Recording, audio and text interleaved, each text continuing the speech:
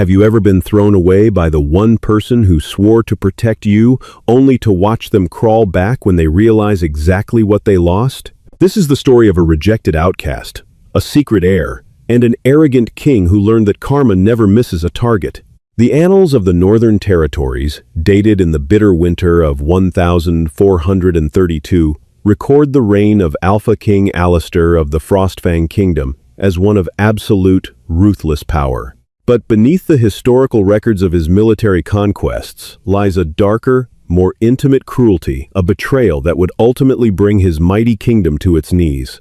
The great hall of the Frostfang Citadel was deafeningly silent. A fire roared in the massive stone hearth, casting long, dancing shadows across the faces of hundreds of pack members. They had gathered not for a celebration but for an execution of the spirit. Standing in the center of the cold stone floor was Genevieve. Genevieve was not like the others. Born with a diluted wolf bloodline, she possessed no inner beast that could take physical form.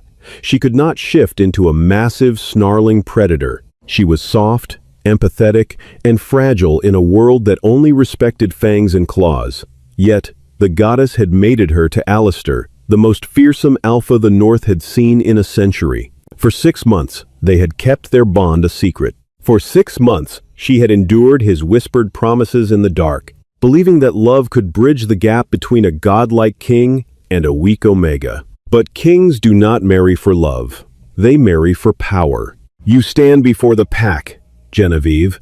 Alistair's voice boomed, devoid of the warmth she knew from their stolen nights. He sat upon his throne of iron and oak, looking down at her with eyes as cold as the blizzard raging outside. Beside him stood Lady Beatrix of the Crimson Ridge, tall, fierce, her eyes glowing with the raw, untamed power of a pure-blood alpha female. She was the mate the council wanted for him. She was the mate he had chosen to replace his destined one. "My king," Genevieve whispered, her voice trembling. "Please, we are bound by the fates." "The fates made a mistake," Alistair sneered, his words cutting through the air like a physical blade.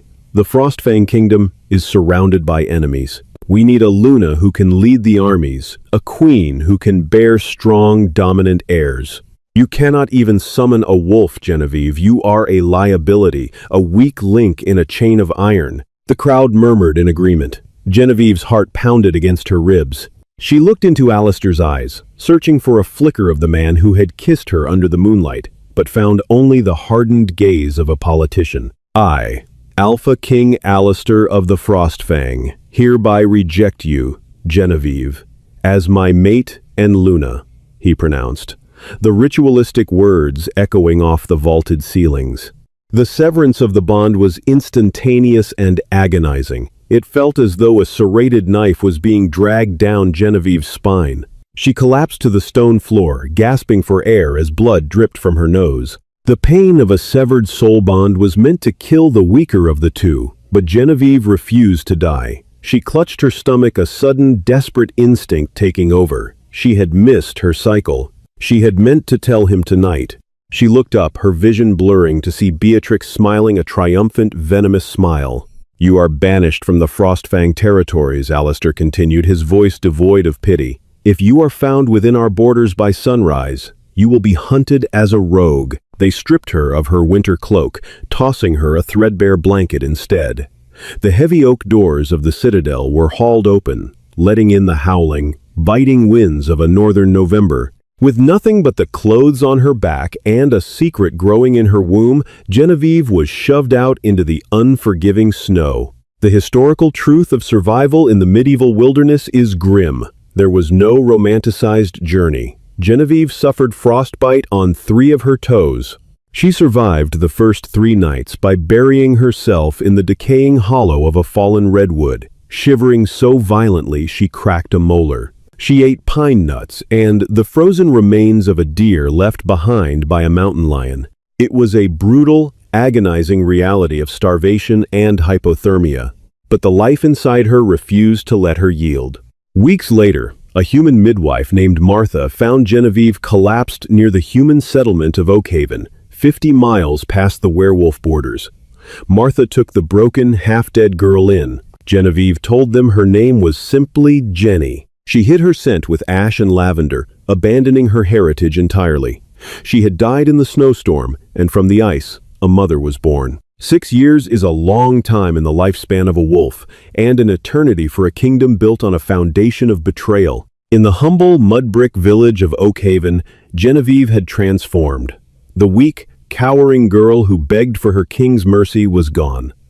In her place stood a resilient, hardened woman. She worked as the village healer, utilizing her acute, lingering werewolf senses to identify medicinal herbs that human eyes missed. Her hands, once soft, were now calloused from chopping wood, hunting with a longbow, and tilling the unforgiving soil. But her greatest triumph, and her most terrifying secret, was her son, Arthur. At 5 years old, Arthur was a physical anomaly. He was the size of an 8-year-old human boy, with a mop of unruly raven hair and a temperament that required constant, vigilant management. Raising a werewolf pup in a human village was a daily walk on a razor's edge. Werewolves ran hotter than humans. Arthur's normal body temperature would send any human physician into a panic. When he got angry, his small fingernails lengthened into sharp, dangerous claws. Genevieve had to teach him strict, absolute control. "Breathe, Arthur," she would whisper sharply, pulling him into the shadows behind their small cottage when the neighbor's dog barked too aggressively at him. "Push the beast down. Lock the cage." "But he challenged me." "Mama," Arthur would growl, his voice rumbling with a terrifying subharmonic frequency that no human child could produce. "We do not answer challenges," Genevieve commanded, gripping his small shoulders. "We survive. If they see what you are, they will burn us. Do you understand?" Arthur would swallow hard, his eyes flashing. And it was his eyes that terrified Genevieve the most. They were not her soft hazel, nor were they the icy blue of his father. When the beast surfaced, Arthur's eyes glowed a brilliant molten gold. It was the genetic hallmark of the Corvinus royal bloodline, the mark of a true alpha king. If any wolf ever saw those eyes, their secret would be over.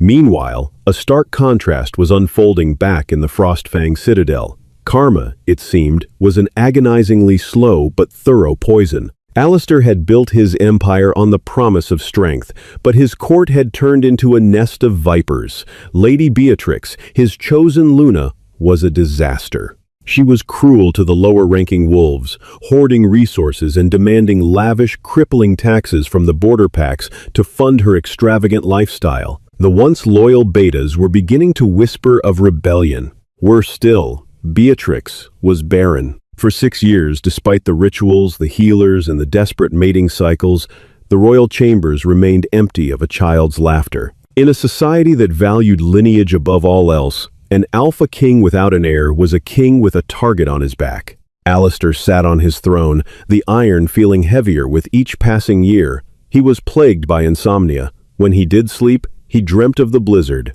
He dreamt of Genevieve's wide, terrified eyes and the sickening sound of her spine hitting the stone floor. He had convinced himself he did it for the good of the pack, but the pack was starving, miserable, and fractured. He had traded a loyal, loving mate for a venomous politician, all for a perceived strength that was currently tearing his kingdom apart from the inside. Beatrix's cruelty eventually sparked a border crisis. She had ordered the execution of a minor alpha from the neighboring Blood Moon pack over a perceived slight.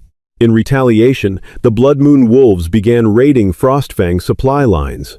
Winter was approaching, the brutal winter of 1438, and Alistair's grain stores were terrifyingly low. Desperate to prepare for a winter war, Alistair commanded his royal guard to ride to the far reaches of the neutral zones, extorting resources and conscripting strong young men from the human and half-breed settlements bordering their lands.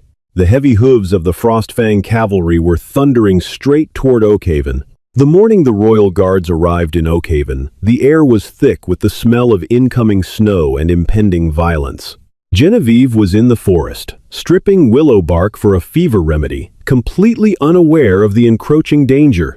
Arthur had been left in the village square under the watchful eye of the blacksmith, a burly human man named Thomas who had taken a fond, grandfatherly liking to the boy.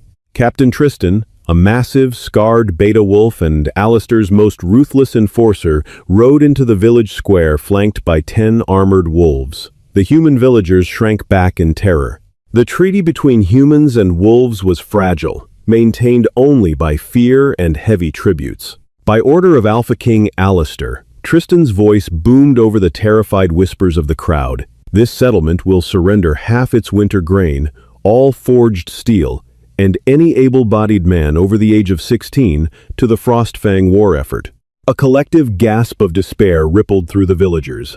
Surrendering half their grain meant starvation. Thomas the blacksmith stepped forward, wiping soot from his brow. "My lord," he said respectfully, bowing his head, "we barely have enough to feed our own children through the frost. If we give you half, we will be burying our dead by January." Tristan's eyes narrowed.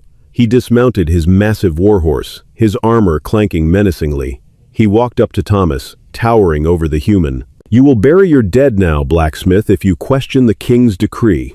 Without warning, Tristan struck Thomas across the face with the back of his gauntleted hand. The heavy steel caught the blacksmith's jaw, sending him crashing to the dirt, blood spraying from his mouth. A woman screamed. But another sound cut through the panic, a sound that made the hairs on the back of Tristan's neck stand up. It was a low, vibrating growl. It was small, but it possessed an acoustic density that no human throat could ever generate. Tristan turned, his hand resting on the hilt of his broadsword. Standing 10 feet away, positioning himself between the armored beta and the bleeding blacksmith, was a 5-year-old boy. Arthur's small fists were clenched at his sides. His body was trembling, but not from fear. The suppression techniques his mother had drilled into him were failing under the weight of his primal outrage. His canine teeth had elongated past his bottom lip. "Leave him alone," Arthur commanded. The voice was that of a child, but it carried the chilling, unquestionable authority of an alpha. The guards behind Tristan burst into cruel laughter, amused by the tiny human's bravado. But Tristan did not laugh. His heightened senses flared. He inhaled deeply, drawing in the boy's scent. It was masked heavily by wood smoke and human grime, but underneath it all, there was a sharp, unmistakable scent of pine and winter air, the signature scent of the Frostfang royal bloodline. Tristan took a step toward the boy. "What are you, little mutt?" he mocked, reaching out to grab Arthur by the scruff of his tunic. It was a fatal miscalculation. As Tristan's heavy hand closed around Arthur's collar, the boy's head snapped up. The suppression broke completely. Arthur let out a deafening, bone-rattling roar that echoed off the village walls.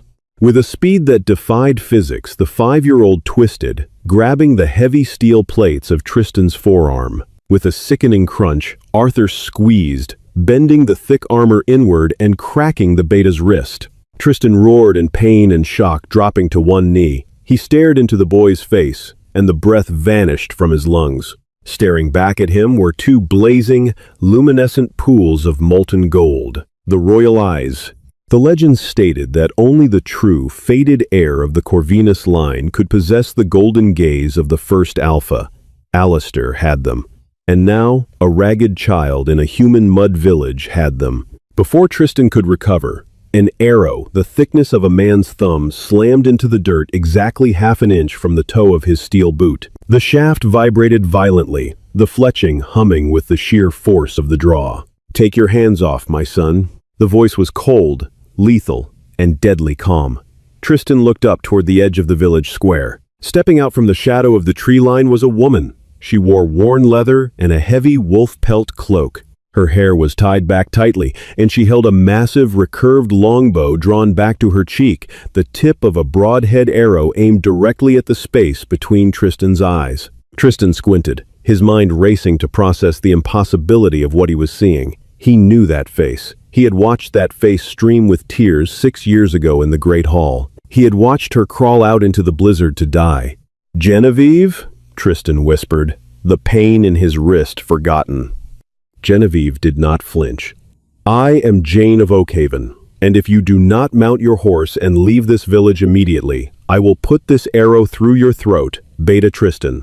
Tristan looked from the hardened, deadly woman with the bow down to the small, fiercely growling boy with the golden eyes of his king. The math clicked together in his head with terrifying clarity. "Stand down!" Tristan barked at his guards, who had drawn their swords. Cradling his broken wrist, he backed away slowly, never taking his eyes off Genevieve. He mounted his horse clumsily. "The king," Tristan breathed, his voice trembling with a mixture of fear and awe. "The king will hear of this." "Let him," Genevieve replied, her grip on the bow unyielding. "Tell him the dead do not pay taxes." Tristan spurred his horse, and the royal guard rode out of Oakhaven as fast as they had come. Genevieve lowered her bow, her entire body shaking as the adrenaline receded. She rushed forward, falling to her knees and pulling Arthur into her chest, burying her face in his hair. "Mama," Arthur whispered, his eyes fading back to their normal dark hue, the sudden exhaustion of the partial shift taking over. "Did I do bad?" "No, my brave boy," Genevieve choked out, holding him tighter than ever. "You did exactly what you had to do." She looked down the dirt road where the guards had vanished. The 6 years of peace were over. The ghosts of her past had found her, and she knew, with absolute certainty, that the King of Frostfang would soon be coming for his heir. But she was no longer the weak Omega he had thrown away. If Alistair wanted her son, he would have to bleed for him. Historical scholars and folklorists have long debated the literal truth of the werewolf mythos. However, newly translated texts from the Oakhaven manuscripts discovered by Professor Richard L. Highsmith in the private archives of the Bavarian State Library in 2022 reveal that the Frostfang legend was grounded in chilling reality. The records of the mid-15th century describe a regional warlord, Alistair of the North, whose sudden political collapse in 1438 mirrors the werewolf lore perfectly. It is a harsh, documented truth that karma does not spare kings. In the Frostfang Citadel, the news delivered by a battered Captain Tristan struck like a physical blow. Alistair sat frozen on his throne, Tristan's words echoing in the cavernous, drafty hall. Golden eyes, a 5-year-old boy, Genevieve. For a terrifying minute, the Alpha King could not breathe. The kingdom he had built through bloodshed and ruthless pragmatism was starving. His people were miserable. His borders were bleeding. And now, the mate he had discarded like trash in the snow had raised his only true heir in the dirt of a human village. The irony was a jagged blade, twisting in his gut. He had banished her for being weak, yet she had survived the harshest winter in a century, while his strong kingdom was rotting from the inside out. "You are certain?" Alistair whispered, his voice cracking, devoid of its usual booming authority. "You swear on your wolf, Tristan, that it was her?" "I swear it, my king," Tristan replied, cradling his splinted wrist. "The boy has the strength of a fully grown beta, and his eyes, they are the eyes of the first alpha. He is your son." From the shadows of the arched doorway, a sharp intake of breath betrayed an eavesdropper. Lady Beatrix stepped into the flickering torchlight, her face a mask of aristocratic rage. "A trick," Beatrix spat, her heels clicking aggressively against the stone floor. "It is a desperate ploy by a banished Omega to usurp my throne. She mated with some feral rogue and claims the bastard is yours, Alistair." Alistair looked at Beatrix, really looked at her, for the first time in months. The scales were falling from his eyes. He saw the cruelty etched into the corners of her mouth, the arrogance that had alienated their allies, and the barrenness of their union. He remembered Genevieve's soft, forgiving smile, the way she used to calm his raging beast with a simple touch. "Tristan knows the royal scent," Alistair said coldly, standing up from his throne. The sheer, overwhelming aura of the Alpha King flooded the room, forcing both Tristan and Beatrix to bare their necks in involuntary submission. "Prepare my horse and a royal escort. We ride for Oakhaven at first light." But Beatrix was not a woman who surrendered power gracefully. As Alistair left the hall to prepare, Beatrix retreated to her private chambers, her mind racing with venomous calculations. If Alistair saw the boy, if he accepted the child as his heir, she would be cast aside. The pack already despised her. Without her title as Luna, she would be nothing. She moved to her writing desk, retrieving a sealed parchment from a hidden drawer. The Oakhaven manuscripts record this exact betrayal. Beatrix had been secretly communicating with Alpha KL of the Blood Moon Pack. In exchange for gold and safe passage, she had been feeding him Frostfang patrol routes. It was treason of the highest order. "I need a final favor," she whispered to her loyal, corrupted mercenary captain, a brutal rogue wolf named Garrett. She handed him the parchment and a heavy purse of stolen royal gold. "Take 20 men. Ride through the night. Burn Oakhaven to the ground. Kill the Omega, and bring me the head of the golden-eyed boy." Garrett grinned, exposing yellowed, sharpened teeth. "With pleasure, my queen." As the rogue mercenary slipped out of the citadel under the cover of darkness, Alistair was in the armory, entirely unaware that the most dangerous threat to his bloodline was not the Winter, but the woman he had chosen over his fated mate. The consequences of his terrible choice were already in motion, speeding toward Oakhaven with torches and drawn steel. The historical records from the Oakhaven manuscripts, specifically the translated codices verified by Professor Richard L. Highsmith in 2022, pinpoint the exact date of the assault, the 14th of December, 1438. It was the night of the new moon, a time when werewolf strength was traditionally at its most volatile and aggressive. The mercenary strike force, ordered by the treasonous Queen Beatrix and led by the rogue Alpha Garrett, did not ride into Oakhaven to conquer. They rode in to exterminate. The attack came just before dawn, in the bitter, freezing abyss of the night when the human guards at the village perimeter were sluggish from the cold. Genevieve jerked awake in her small mud-brick cottage, her latent werewolf senses suddenly screaming a warning that her human ears had not yet caught. It was not a sound that woke her, but a smell. The scent of wood smoke was common in the winter, but this was different. It was the acrid, choking stench of burning thatch and the metallic, terrifying copper tang of freshly spilled blood. "Arthur!" she yelled, throwing off her heavy furs. She sprinted across the small room and grabbed her son.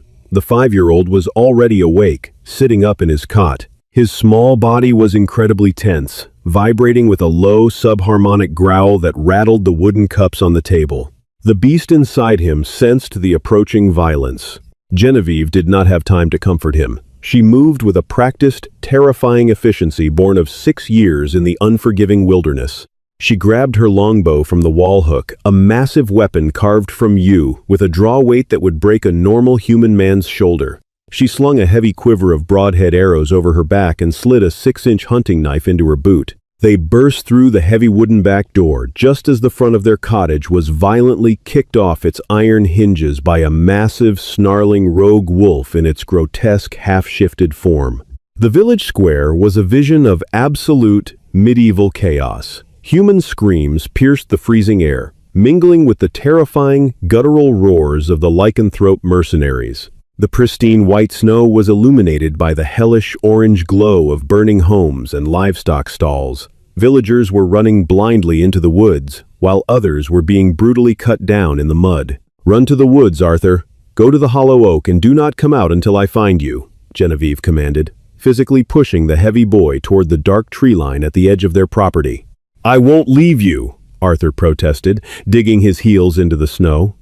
His eyes were no longer dark. They were flashing with the brilliant, luminescent gold of the royal Corvinus bloodline. The primal urge to protect his mother was overriding his childhood obedience.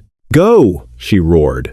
For the first time in her life, Genevieve unleashed a fraction of the latent alpha command she had absorbed through her severed bond, a power she never knew she still possessed. The sheer concussive force of her voice pushed the boy backward. Arthur gasped, his eyes wide with shock, before he turned and sprinted desperately into the dark, freezing woods. Genevieve turned her back to the forest, placing herself between her son and the burning village. She was not a warrior born, she was a banished Omega. But the Oakhaven manuscripts extensively detail the terrifying, documented phenomenon of hysterical strength, the biological override that occurs in a mother protecting her offspring, combined with her werewolf physiology, which had been tempered and hardened by 6 years of grueling, agonizing physical survival. Genevieve was a force of nature. Garrett, the massive mercenary captain, spotted her silhouette against the firelight. He wiped human blood from his chin and sneered. "There she is, the banished Omega," Garrett's voice boomed over the crackling flames. "Take her alive. The queen wants her chained so she can watch the golden-eyed pup die." 3 rogue wolves broke away from the slaughter and charged straight toward her, their heavy boots crunching rapidly through the snow. Genevieve did not retreat a single inch. She reached over her shoulder, knocked a heavy ashwood arrow, drew the bowstring back to her cheek, and released. The physical mechanics were flawless.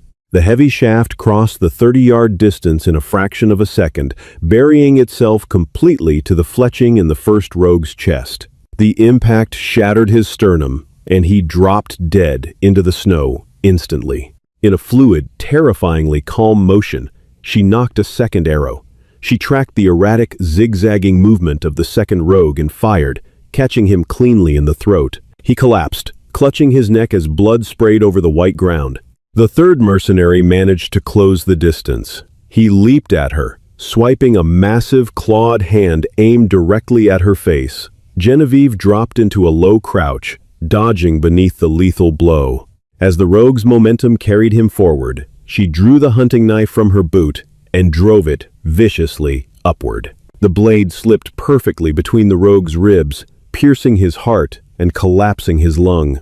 She twisted the blade and shoved his heavy body away. She stood amidst the burning remnants of Oakhaven, breathing heavily, her hands slick with hot blood, her eyes scanning the smoke. But Garrett was an alpha-level rogue, a killer who had survived decades of border wars. Recognizing the danger she posed, he abandoned his human form. His bones snapped and reformed in a sickening symphony of violence as he shifted fully into a massive, heavily scarred gray wolf. He stood nearly 5 feet at the shoulder, a monstrous engine of muscle and teeth. Garrett lunged. The sheer speed and mass of the beast were impossible to dodge. The impact threw Genevieve backward violently into the snow, the heavy bow flying from her grasp. The air was entirely knocked from her lungs, leaving her gasping and paralyzed. The monstrous gray wolf stood over her, his foul breath steaming in the cold air, his massive jaws snapping open to tear out her throat. Suddenly, a deafening, brassy war horn blasted through the valley, echoing off the surrounding mountains. The frozen ground began to shake rhythmically. Heavy, armored war horses thundered into the burning village square. Alpha King Alistair had arrived, riding fiercely ahead of his royal guard, having pushed his cavalry to the brink of death to cross the distance from the citadel in time. Alistair took in the horrific scene in a fraction of a second. The burning village, his slaughtered human subjects, the rogue mercenaries, and the massive gray wolf standing over the woman who had haunted his every waking nightmare for 6 long years. Alistair did not bother to dismount. He vaulted from the saddle mid-gallop, discarding his heavy fur cloak and shifting in mid-air. He landed in the snow not as a man, but as the colossal, pitch-black alpha wolf of the Frostfang royal line. The wrath of the Alpha King was absolute and terrifying to witness. Alistair slammed into Garrett with the kinetic force of a battering ram, throwing the heavy rogue 20 feet across the square. The fight was a brutal, one-sided execution. Garrett scrambled to his paws, but Alistair was already upon him. The black wolf's massive jaws clamped down on the rogue's thick neck. With a single, brutal twist of his massive shoulders, the sound of Garrett's spine snapping echoed over the roaring fires. The mercenary captain went entirely limp. The remaining rogues, seeing their invincible leader dead and the fabled Alpha King enraged, broke rank and turned to flee into the night. But Alistair's heavily armored royal guards were already sweeping through the village, efficiently cutting the traitors down with broadswords and lances. Alistair shifted back to his human form. He stood completely naked in the freezing snow, his chest heaving, his body covered in the rogue's blood. He ignored the biting cold, his desperate eyes immediately finding Genevieve. She was pulling herself up from the snow, bleeding from a deep cut on her forehead, her breathing ragged. She reached down and retrieved her blood-stained hunting knife, gripping the hilt with white knuckles. "Genevieve," Alistair breathed. The name tasted like ash, regret, and desperate hope on his tongue. He took a slow, trembling step toward her. "Stop right there," Genevieve warned, her voice slicing through the cold air. She raised the hunting knife, the point aimed directly at his chest. Her eyes were blazing with a hatred so pure, so refined by years of suffering, that it made the mighty king flinch. At that exact moment, the brush at the edge of the tree line rustled. A small figure darted out from the shadows. Arthur rushed to his mother's side, planting his feet in the snow.